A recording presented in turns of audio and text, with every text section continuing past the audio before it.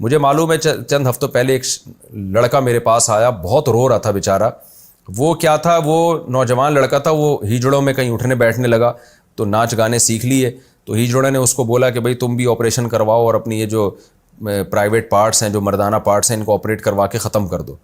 کہہ رہا ہے میں باتوں میں آ گیا ان کی, کیونکہ اس میں مجھے ناچ گانوں میں پیسہ بہت مل رہا تھا. تو میں نے بھی اپنی وہ آپریشن کروا لیا اور وہ جو عضو ہے وہ کاٹ دیا.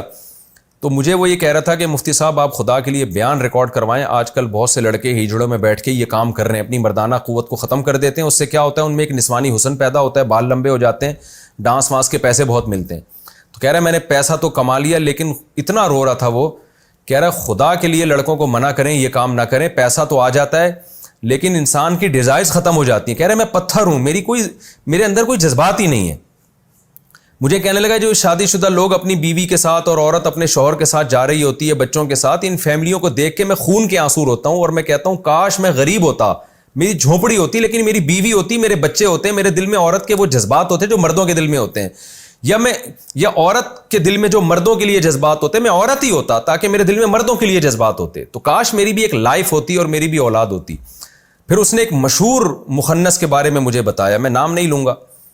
اسی لڑکے نے مجھے بتایا کہ ایک بہت مشہور ڈانسر ہے, اس نے بھی آپریشن کروا کے وہ اپنی جنس تبدیل کی ہے, کروڑوں روپے کما چکی ہے وہ ناچ کر کے نا. یعنی وہ جب اس نے اپنی جنس آپریشن کروا کے چینج کیے تو بال بھی اس کے لمبے ہو گئے.